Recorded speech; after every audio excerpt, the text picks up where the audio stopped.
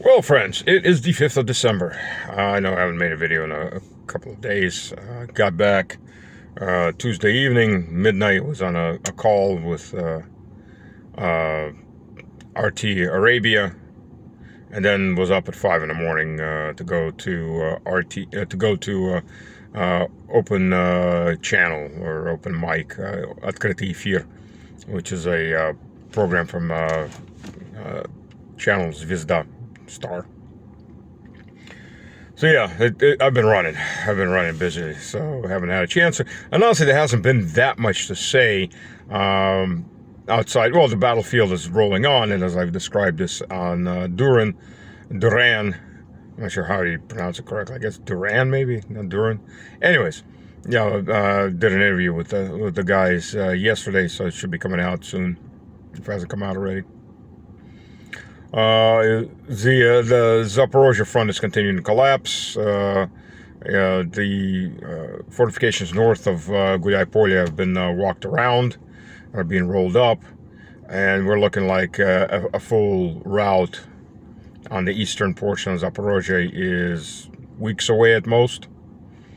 And two big cauldrons that are forming up in Kharkov. Additionally, one north of Krasny Liman. Krasny Liman's about a third already liberated. And then one directly south of Kupiansk. There's Konstantinova, something like that. There's a small town, village in between. That's a focal point that's breaking those two cauldrons apart. And the Oka River is to the back of the Ukrainians in northern cauldron. And the southern cauldron is the Oka and the Serebranka. The Oka falls into the Serebranka. So other than that, there might be a new front opening up in the far north.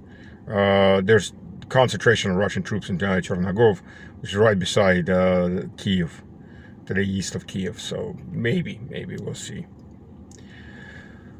Anyways, so we got what? We've got the 28, 24, 19, 27.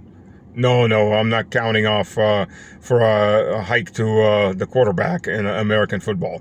That's the point plan, whichever point plan was discussed, because negotiations this time around are actually being done like negotiations. In other words, everybody just shut the hell up. Things are gone. We've discussed things. They're going the way they should be going. All's great. Bye-bye.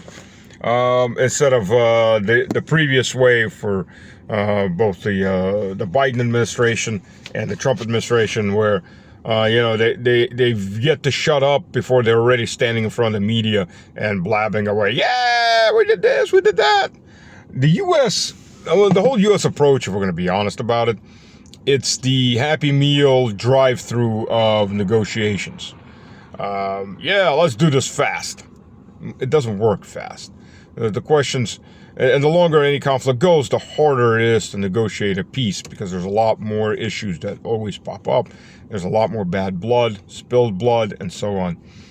Just as a reminder for those that don't know their own history, I'm talking particularly Americans, because Americans don't get taught history. They get taught Hollywood and Marvel superheroes. The Korean War, which officially never ended, by the way, this is an armistice, but there's been peace for well over now 70 years, around almost 70 years. 2 years of negotiations, and no, there were no ceasefires, and combat did not stop. 2 years of negotiations. Vietnam was 7 years of negotiations, and no, there was no ceasefire, and combat did not stop. So to expect this, a much more serious conflict than either of those two conflicts. Well, Korean War was pretty serious. Vietnam was first and foremost a partisan warfare, at least until the Tet Offensive, when it became more North Vietnamese army, less Viet Cong, because a lot of Viet Cong was gone, dead. But it was still, relatively speaking, even with the North Vietnamese army fighting, still mostly a guerrilla-style warfare. And none of these wars were anything on the scale that we're seeing right now as far as territory and ethnic questions. So I expect all this to be over shortly is ridiculous. Trump's team is just in a massive panic because their few levers that they have and what they're offering Russia is not much of an offer. We'll just freeze the front on Zaporozhye and Kherson, minus the rest of those territories, and we'll make Donetsk, that's still very shortly to be unoccupied, that is still occupied, into some kind of buffer zone. Oh, and you give up everything that's in Kharkov, Sumy, and Dnipropetrovsk.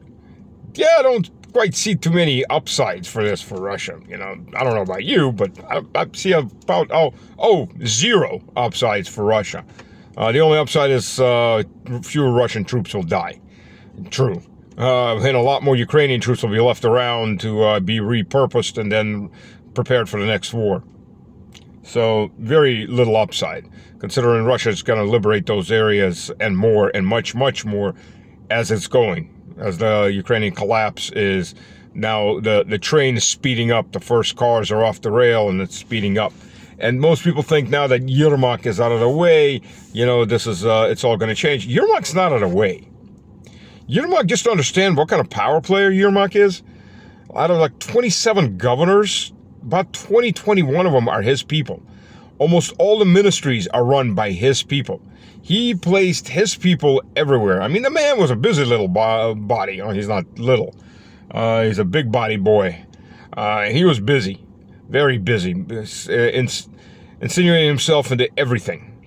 He was like setting out his roots. And those people know who their paymaster is. And they have not changed sides. They have not suddenly become loyalists to Zelensky or whomever else. Now, those people around Zelensky are trying to dump everything on Yermak. And Yermak went to the front. I mean, he never really went to the front. He did a few photo ops somewhere with some tanks. But going to the front also relieves him of any charges. Which, by the way, there haven't been any charges. There's been searches, but there haven't been any charges filed against him. So he's still very much around. That's how Ukrainian politics works. They're gone, and they're never really gone. It's like Poroshenko and Timoshenko have been gone, and they're not gone. In fact, they're in the wings waiting to grab for power. And then there's the British favorite Zaluzhny, who's already had his Vogue moment, which is the big signal that he is prepared to be the next leader of whatever country when you have your Vogue moment. That's at least from the British side. Time from the American side. Who comes in there? Yeah, well, let's do peace. Let's do peace because we're going to reap arm, and then we're going to have the big war again. And the man says it should be the silent part out loud. You know, either from ignorance, arrogance, or probably both. Not that Russia doesn't understand that, anyways. But you got to be at least a little smarter than the average artillery shell. You know, just goes boom. There's my boom. Yeah. Let's have peace right now because then we'll prepare and have the big war again. Okay, dumbass. You know, you got about as much diplomatic IQ as that shell that just exploded. So there's that. What else have we got? This is going to be relatively short because there really isn't that much to say at the moment. Things are going. By the way, notice the U.S. dollar is friggin' going down. You know, I do some work and some journalistic work for a couple of companies in the non-Russian companies, and they still pay in dollars. So I do keep track of the course of the dollar. Wish they did pay me in rubles, but some of them don't have that ability, and others just choose to pay in dollars. Including, I come out on some Arabic channels and some other non-Russian channels, non-American channels. Well, I mean, you come out on the YouTube podcast. Nobody pays you for that. That's you do it out of the need to spread the truth. But some of these news channels, you know, they pay, but they all pay in dollars for some reason, whatever reason.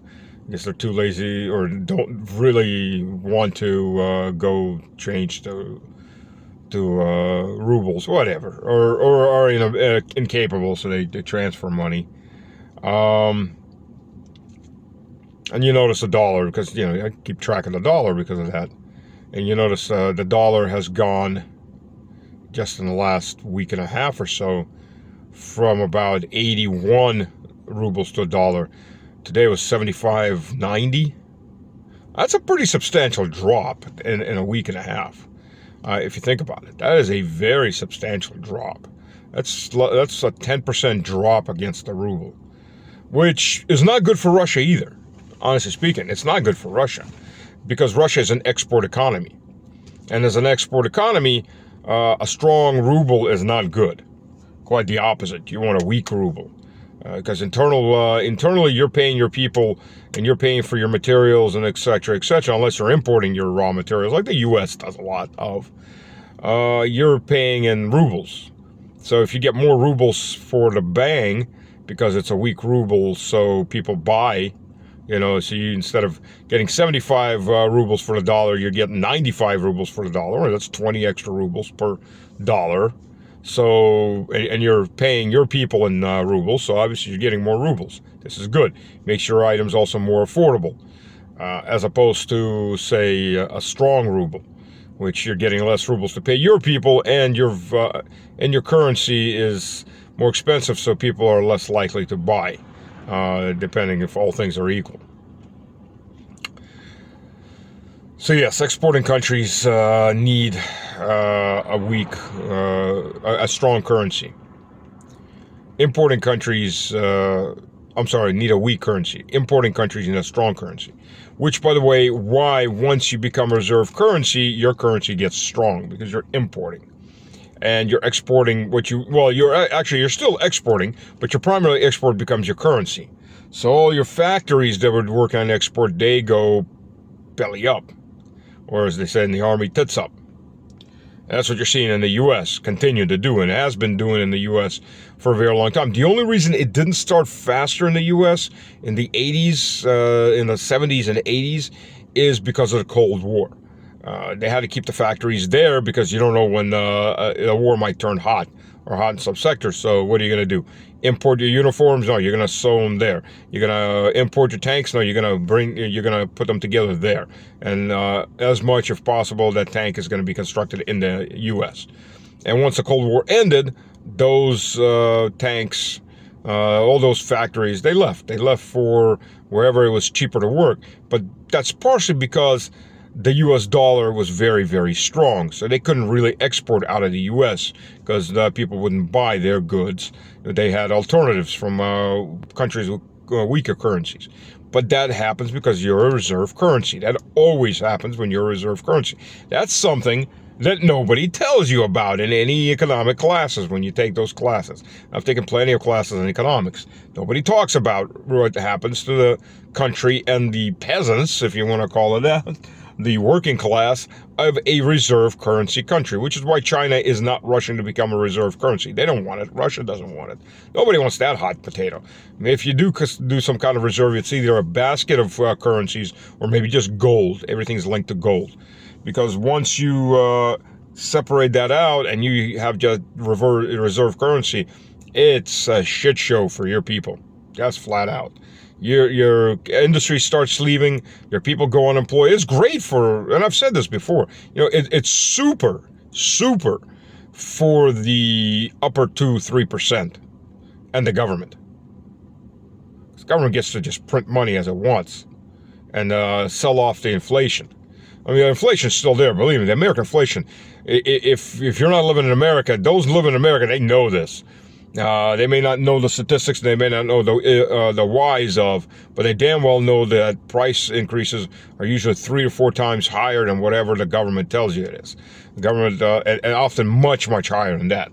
The government loves to tell you, inflation's 1%, and you're watching your food prices go up by 20. Yeah, okay, 1%. And even if you even it out across the board of everything else, it's still not there. Because the U.S. does what is called core inflation. And it finagles the crap out of that, too. But core inflation is real estate, white goods, which are your refrigerators, your washing machines, etc. And because originally they're all white colored.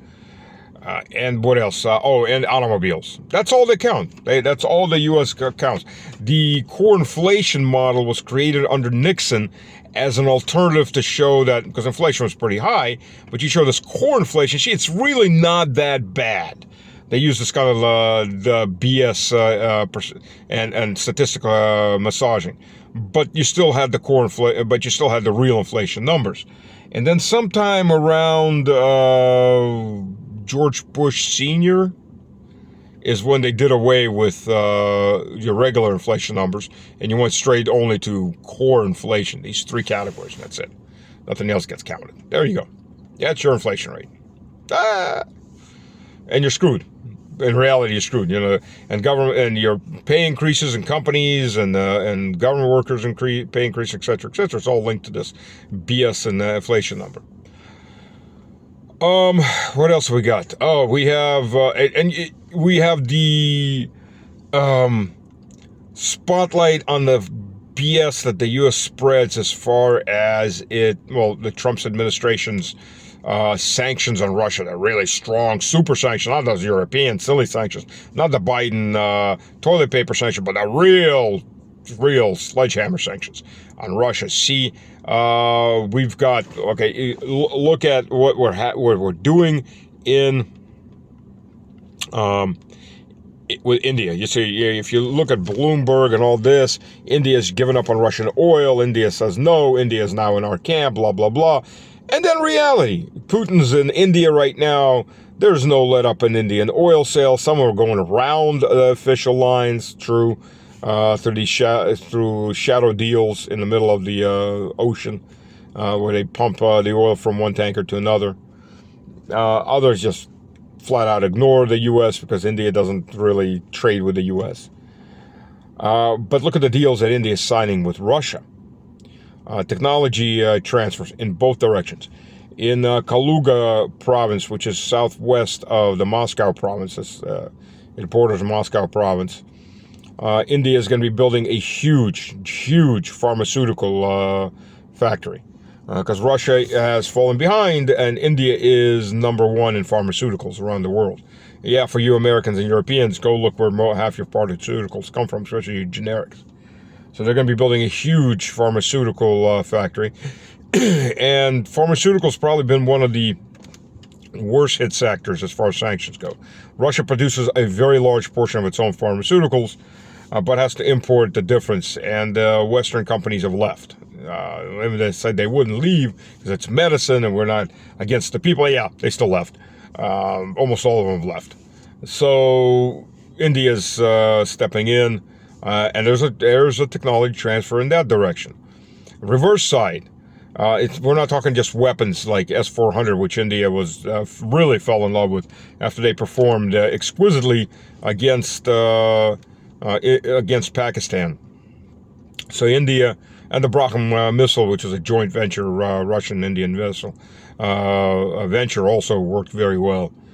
Now India we're walking down a whole separate level of technology that only Russia has. Nobody has anything even close to it. And Russia has demonstrated it on a scale that will change the lives of Indians forever. Because India suffers from lack of electricity, cheap electricity.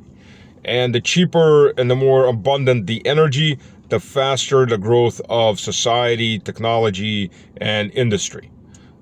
Everything's on energy. We started with, what you could lift, to what your cow or your horse could lift, or your slaves could lift, to what water could lift, to what steam could lift, and now we're at atomic energy.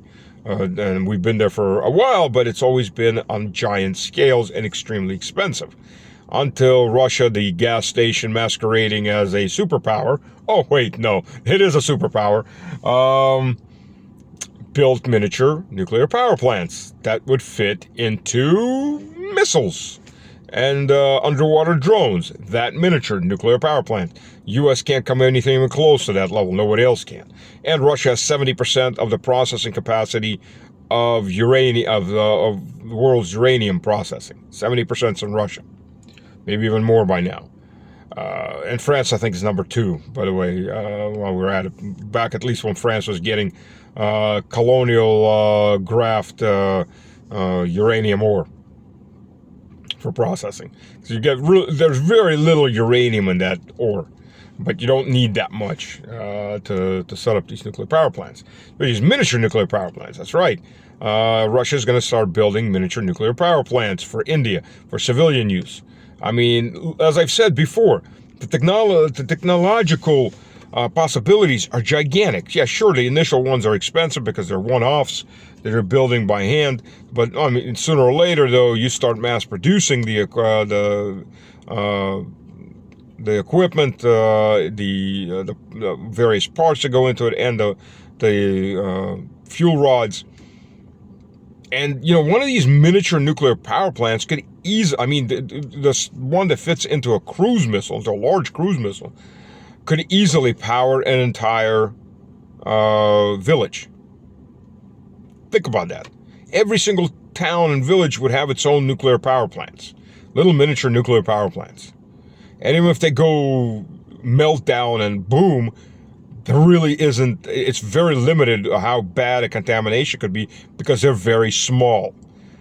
They're 11 times smaller than, than the modern, smaller nuclear power plants. You could have a small miniature nuclear power plant at every military base, at every university, at every village, a couple of them for the towns or cities. You no longer have to build gigantic facilities. And they're easier to defend, obviously, because they're not gigantic. And any damage that comes to them is contained. This is a new cusp of technology. We're on a new cusp. We're on the cusp of a new era. And Russia's leading that era. So there you go. And India is all really, really happy about it. Yeah, very happy. And it's just going to stay with India. China will get it. A lot of other countries get it. Russia is going to have near monopoly on this, and Russian atomic energy is going to skyrocket, which is also great for Russia because Russia is moving to be fully self-sufficient in rare earth minerals. Writing an English article, actually it'll be a series of articles to go over all of this. And Russia will, it needs the extra energy. You could put one of these little nuclear power plants at each major manufacturing point, because one thing that purifying the trace rare earth minerals out of other various crystalline deposits of various forms, it's very energy intensive. It's very energy intensive, and there you go. And there you go.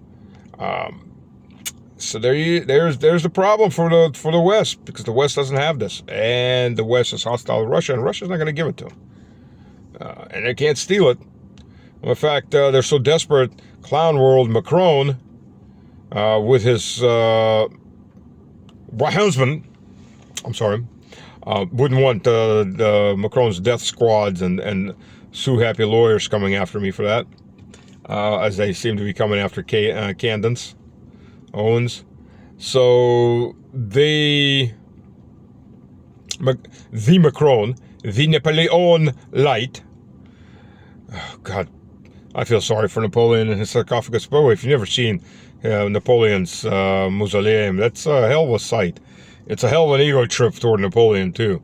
I don't know if he designed it himself before his death or if it was designed afterwards, but if whoever did it was a absolute on your knees kissing the feet of Napoleon follower.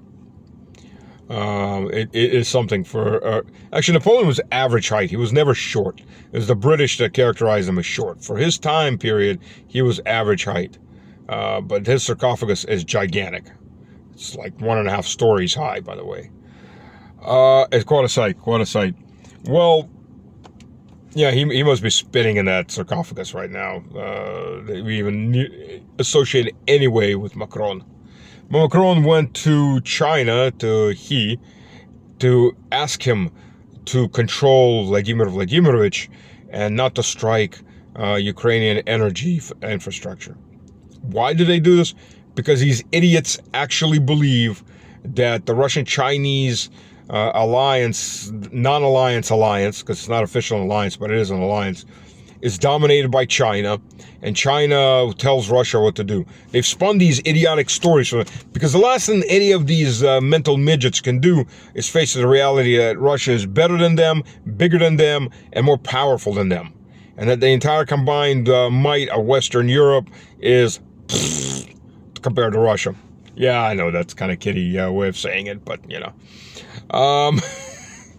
It's Friday. You got to keep at least a little bit of a light heart about it. So yeah, so they are desperate, and they've spun these idiotic stories that they actually believe themselves. So we will go to China, and China will call and say, Vladimir Vladimirovich, you shall control yourself because Imperial China tells you, and we are your master. This is what these people actually believe. They're idiots. They're idiots beyond idiots. They cannot comprehend union, friendship, and alliance between equals. They're incapable of doing it because they're probably because they grew up as American strumpets. They are still American strumpets. They're very upset America isn't beating them the way it's beaten them before, and keeping them in the right line, so they don't know what to do. And that's the only relationship that they're ever used to. This abusive one-way relationship, so they think that everybody else runs the same way. Clown world. All right, boys and girls, thank you for listening to my rants. God bless. Have a good weekend, and I will probably pop up around Sunday-ish and do another video, maybe even Saturday. So we will see. God bless. Cheers.